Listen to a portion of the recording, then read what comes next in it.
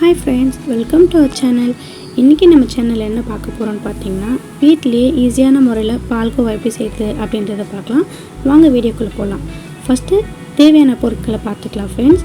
நான் 1/2 லிட்டர் பால் எடுத்துர்க்கேன். அதுக்கு அப்புறம் 2 பால் பவுடர் பாக்கெட் எடுத்துர்க்கேன். அதுக்கு அப்புறம் ஒரு 1/4 கிளாஸ் சர்க்கரை எடுத்துர்க்கேன்.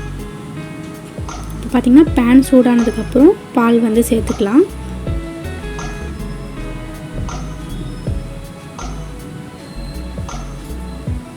பால் லைட்டா கிளறி விட்டுக்கோங்க. ஸ்டவ் வந்து ஹை ஃப்ளேம்லயே வெச்சுக்கோங்க. பால் நல்லா கொதி வரணும்.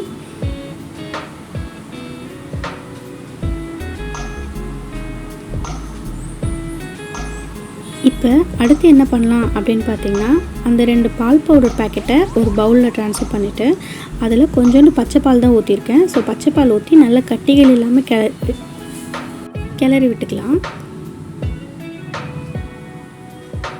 இப்போ பாத்தீங்கன்னா கொஞ்சம் நல்லா கிளறி விட்டுக்கிட்டே இருங்க. இதே மாதிரி நான் பால் பவுடர் எதுக்காக சேர்த்திருக்கேன் அப்படினு பாத்தீங்கன்னா வெறும் பால்ல செஞ்சாலே பால்கோவா நல்லா இருக்கும். பட் அந்த அளவுக்கு டேஸ்ட் வராது. அந்த ஆடைகளுமே வந்து கம்மியா தான் வரும்.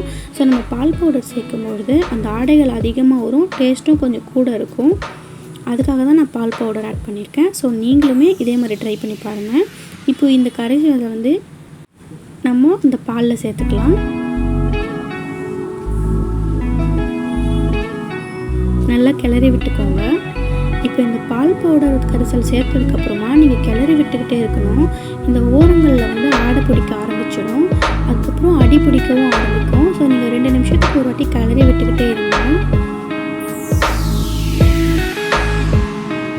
பால் வந்து நல்லா கொதி வரட்டும்.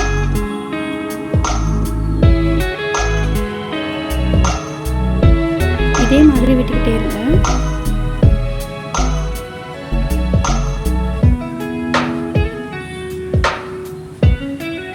பாத்தீங்கனாலே நல்லா தெரியும். இந்த சைடு எல்லாமே ஆடை பிடிக்க ஆரம்பிக்குது.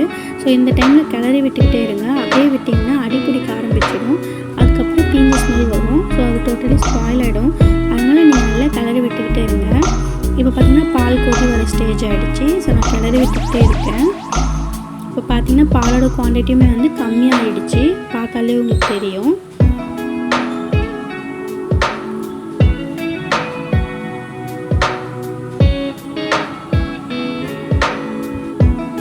பாத்தீங்கன்னா பால் கொதி வந்துடுச்சு. ஸோ நல்லா கொதிக்கணும். நல்லா பால் சுண்ட விடணும்.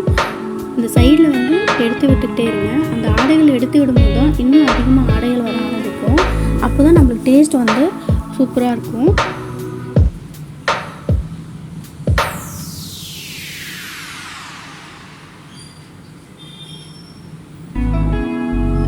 நீங்கள் வந்து மோஸ்ட்லி நான்ஸ்டிக் பேன்லேயே ட்ரை பண்ணுங்கள்.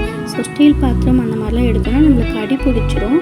அது அந்தளவுக்கு ப்ராப்பராக வராது. ஸோ நீங்கள் ட்ரை பண்ணும்போது கண்டிப்பாக நான்ஸ்டிக் பேன்லேயே ட்ரை பண்ணுங்கள். அப்போ தான் நம்மளுக்கு ஒட்டாமல் ஒரு பர்ஃபெக்டாக வரும். உங்களுக்கு நல்லா பார்த்தா தெரியும். பாலோட குவான்டிட்டி வந்து இப்போ கம்மியாயிடுச்சு. பால் நல்லா சுண்ட ஆரம்பிக்குது. அண்ட் ரெண்டாவது வந்து பாலில் வந்து தண்ணி சேர்க்கவே கூடாது. நான் ஒரு துளி கூட தண்ணி சேர்க்காம தான் போட்டிருக்கேன். ஸோ நீங்களுமே அதே மாதிரி ட்ரை பண்ணுங்கள். ரெண்டாவது ஃபுல் ஃபேட் மில்காக நான் எடுத்திருக்கேன். ஸோ உங்களுக்கு இன்னும் பசும்பால் அந்த மாதிரி கிடச்சிச்சின்னா அதில் ட்ரை பண்ணி பாருங்கள். இன்னும் சூப்பராகவே இருக்கும் டேஸ்ட்டு. இப்போ பார்த்தீங்கன்னா உங்களுக்கு நல்லாவே தெரியும். இப்போ இந்த ஸ்டேஜில் தான் நம்ம சர்க்கரை ஆட் பண்ணணும். ஸோ நான் சுகர் போட்டுட்டேன் ஆல்ரெடி. ஸோ நல்லா கிளறி விட்டுக்கிட்டேங்க. சுகர் போட்டதுக்கப்புறம் பார்த்தீங்கன்னா நீங்கள் லோ ஃப்ளேம் வச்சிடணும். இல்லைனா உங்கள் மேலெல்லாம் தெரிக்க ஆரம்பிச்சிடும். ஸோ லோ ஃப்ளேமில் வச்சுட்டு கிளறி விட்டுக்கிட்டே இருங்க.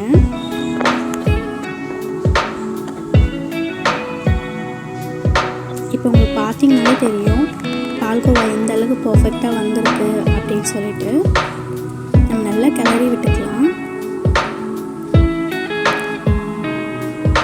சுகர் போட்டதுக்கப்புறமா ஒரு 2 மினிட்ஸ் குக் பண்ணாலே போதும் ஃப்ரெண்ட்ஸ். அது பர்ஃபெக்டாக ரெடி ஆகிடும். ஸோ இப்போ நம்ம வந்து 1 ஸ்பூன் நெய் ஆட் பண்ணிக்கலாம். நெய் எதுக்காக ஆட் பண்ணுறோம் அப்படின்னு பார்த்தீங்கன்னா பாத்திரத்தில் ஒட்டாமல் வர்றதுக்காக. ஸோ நான் வந்து இன்றைக்கி 1 ஸ்பூன் தான் ஆட் பண்ணியிருக்கேன். உங்களுக்கு எக்ஸ்ட்ரா தேவைனாலும் நீங்கள் ஆட் பண்ணிக்கலாம். நெய் போட்டுட்டு நல்லா கிளறி விட்டுக்கோங்க. இப்போ உங்களுக்கு பார்த்தீங்கனாலே தெரியும் அந்த ஸ்ட்ரெச்சர் எவ்வளோ அழகாக வந்திருக்கு அப்படின்னு. சூப்பரான பால்கோவா ரெடி ஆகிடுச்சு ஃப்ரெண்ட்ஸ். இப்போ இதை நீங்கள் வந்து பட்டர் பேப்பரில் போட்டுட்டு கொஞ்ச நேரம் ட்ரை பண்ணிவிட்டு ஸ்லைஸ் போட்டு சாப்பிட்லாம், இல்லை அப்படியே பவுலில் சர்வ் பண்ணியும் நீங்கள் கொடுக்கலாம். ஸோ நான் இன்றைக்கி வந்து பவுலில் தான் சர்வ் பண்ணியிருக்கேன். இப்போ பவுலில் சர்வ் பண்ணிக்கலாம். இன்னும் சும்மா டெக்கரேஷன் பண்ணுறதுக்கு மேலே முந்திரி வச்சுருக்கேன். ஸோ நீங்கள் பாதாம் கூட போட்டுக்கலாம். நம்ம அரை கப் பால் 1 லிட்டர் பால் எடுத்துருந்தோம். ஸோ அதில் பார்த்தீங்கன்னா 2 கப் பால்கோவா வந்திருக்கு. ஸோ நீங்கள் கண்டிப்பாக இந்த வீடியோவை ட்ரை பண்ணி பாருங்கள் ஃப்ரெண்ட்ஸ். பிடிச்சிருந்தா லைக் பண்ணுங்கள், கமெண்ட் பண்ணுங்கள், சேனலை சப்ஸ்கிரைப் பண்ணுங்கள். Thank you friends.